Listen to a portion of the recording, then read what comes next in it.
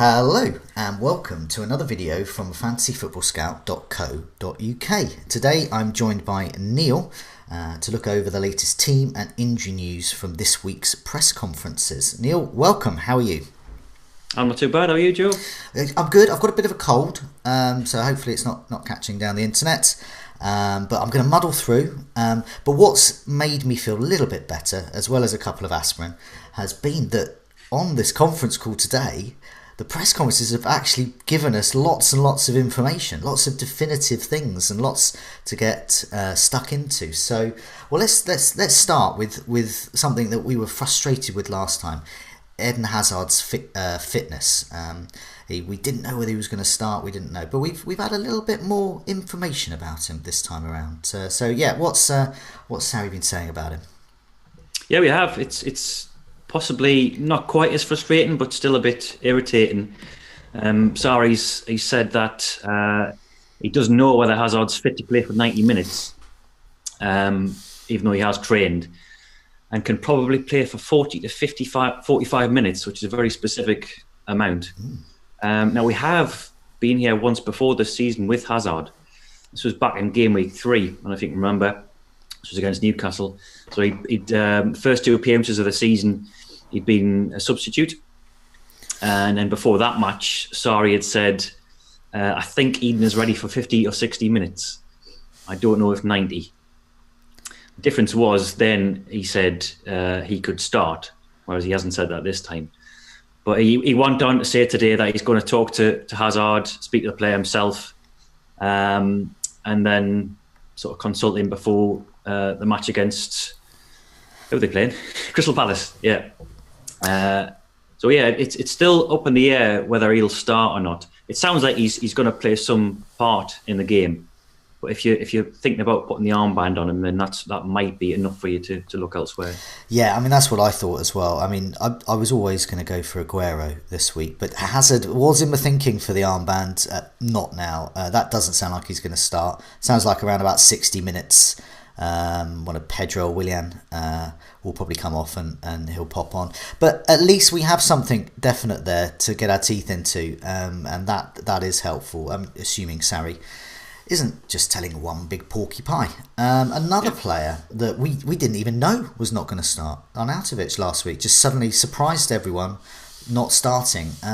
But he's got a great home fixture against Burnley this time around, so we really want some definitive information about him. So what's been said about Arnie this week? Yeah, so these are sort of two-pronged comments. So the actual official pre-match presser was today. Pellegrini didn't mention him at all. He wasn't name dropped. Just mentioned his other injury news. But after the Carabao Cup match against Spurs on Wednesday night, one reporter had asked Pellegrini about the way Arnautovic was moving. So I don't know if anyone's seen this, but he was sort of, clutching at his knee a bit and walking a bit gingerly, and then herring after the ball the next minute. And he was asked about that, and he said it went to plan. They were going to always play him for 30 minutes. It was always too risky to play him for longer. And then this is the line that everyone's picked out. He's got no problem, but he has some sort of disturbance with his knee. It's not an injury. Now that sort of reaffirms what we've heard before, in that there's an obvious problem there, but it is being managed. They've talked in the past about him not training on a Monday, Tuesday, and then joining the rest of the squad for the pre-game week preparations. I've heard a bone bruise mentioned in some circles, so it's obviously caused him discomfort, but not enough for him not to feature. And I would think he's going to be playing this weekend again. Well, I haven't got Arnautovic, and I was tempted to get him in. I think I might hold off now. Same here. But I certainly, some people have been talking about captaining him as well. That does make it look like he could possibly not last maybe 60, 70 minutes. So it doesn't look good. The reason we put Arnautovic quite high up here, as well as obviously being a popular player amongst FPL managers, is because Burnley are absolutely atrocious. They're a defence. So they've conceded the most shots in the box, the most shots, and also the most big chances of any side this season. They haven't conceded the most goals, though. Obviously, that honour goes to Fulham. But with 21 conceded so far this season. whoever's up front against West Ham, it looks like it's going to be Arnautovic for the majority of that match. They're going to have an absolute field day as long as his knee holds up. Elsewhere, another team with a great fixture, Manchester City play Southampton. But there was some devastating news for a handy differential this week, wasn't there, amongst City's ranks? Yeah, this is really sad for them. Kevin De Bruyne, who by all accounts played really well on Thursday night against Fulham in the Carabao Cup, got injured just before full time. And it didn't look great when he came off, but I think we were all a bit shocked by the prognosis today. So he's going to be out for between 5 and 6 weeks with a knee ligament injury. Now it just so happens that it's not even the same knee that bothered him before that, so it's his opposite knee. That's a real stroke of bad luck. I suppose good news if you're a David Silva or Bernardo Silva owner, in that there's a bit less competition in the centre of midfield. Although the caveat to that is that Ilkay Gundogan is near a return. He's back in training and very nearly featured against Fulham on Thursday, so he could come into contention this weekend as well.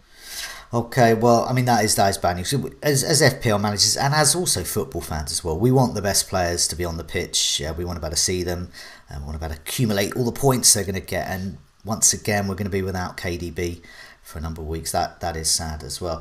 Another player that we've been relying on and love to see play is Mo Salah. Now he's got an okay fixture if you are not an Arsenal fan, that is, because Liverpool face Arsenal. But we've been seeing it with something on his wrist this week as well. So is that something to worry about? Jurgen Klopp says it's not. It sounds pretty incidental, not quite as serious as the thumb injury that Sadio Mane had a couple of weeks back that kept him out of a game.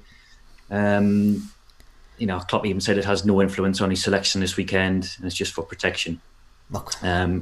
So it sounds like he's going to feature, and with it being Arsenal away, you'd think it would be the front three of Mane, Firmino, and Salah. Liverpool's got Naby Keita and Jordan Henderson still out, so you could see James Milner come back into midfield perhaps, which would mean Salah moving back down to his deputy position as penalty taker. But that's good news on Salah, at least, that it's not a serious wrist injury. Okay, so not to worry there. No, don't need to panic. That's good. Speaking of Chelsea, now the Chelsea game was against Palace.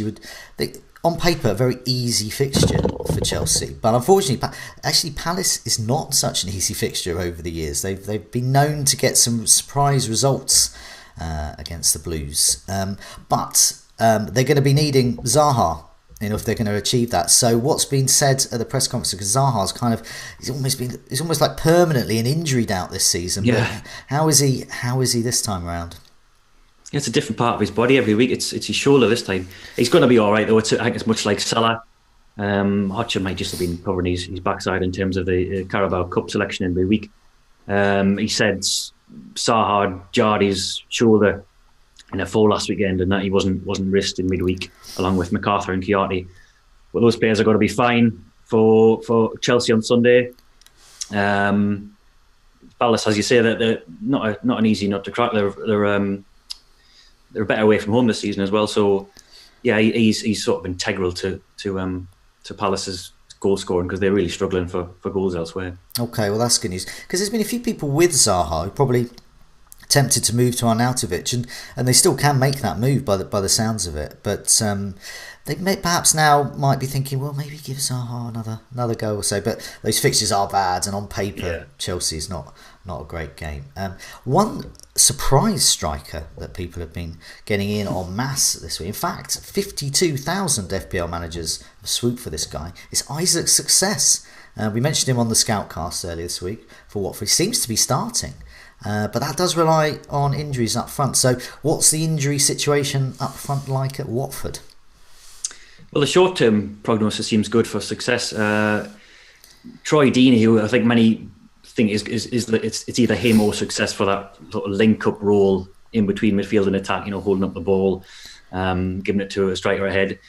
Deeney is much the same as last week. He's been training away from the rest of the Watford squad. It sounds like he's a major doubt. Like he's listed as 50% on FPL, which sounds about right. But to be honest, the way Watford have played the last two games, even if he was fit, there's no guarantee he'll be back in the side. So yeah, it sounds, for this week anyway, that success could be a decent punt away at Newcastle, the team who haven't got a single point since James's part of the season and haven't kept a clean sheet. So that could be an interesting differential to watch. Okay, that's good news. 52,000 happy people.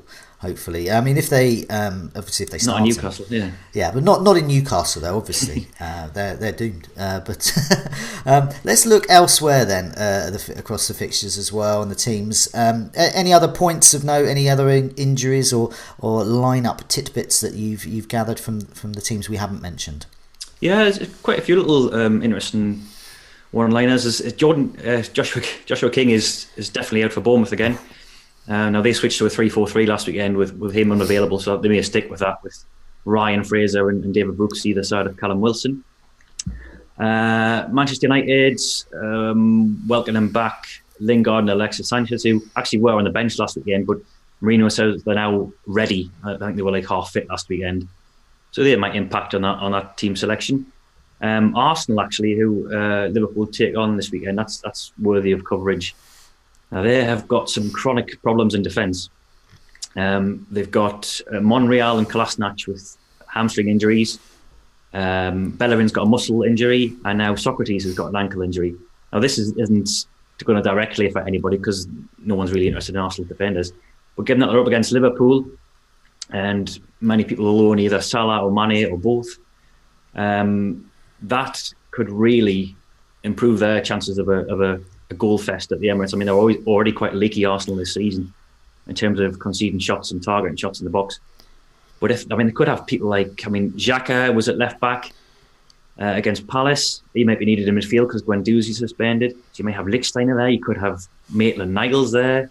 We just don't know who's going to be fit and available for Emery on Saturday night. So if you're a Liverpool owner of one of their attacking assets, I'd be quietly confident of getting an attacking return, I think, at the Emirates on Saturday night. I mean, that also does indicate there's a chance of a Liverpool penalty as well, because Xhaka's, whilst he's tightened up his discipline a little, he still likes to go in for the not the kill, but he goes in for a nice measured tackle. But that might be to their advantage. Is James Milner available for Liverpool? Because obviously Salah would take penalties in his absence. He is, yeah. So Liverpool went back to 4-3-3 last weekend with Lallana in the centre of the park. Now, given that it's away at Arsenal, you'd think he would bring a more defensive-minded central midfielder in, and with, as I said, Keita and Henderson out, Milner would be the guy to join Fabinho and Wijnaldum in the midfield three. So he may benefit rather than Salah. Okay, yeah. Anything else that we haven't mentioned? I don't think so. I think there's some real minor details there. The weekly update that Pascal Gross is still out. Well, I think everyone's lost faith in him anyway.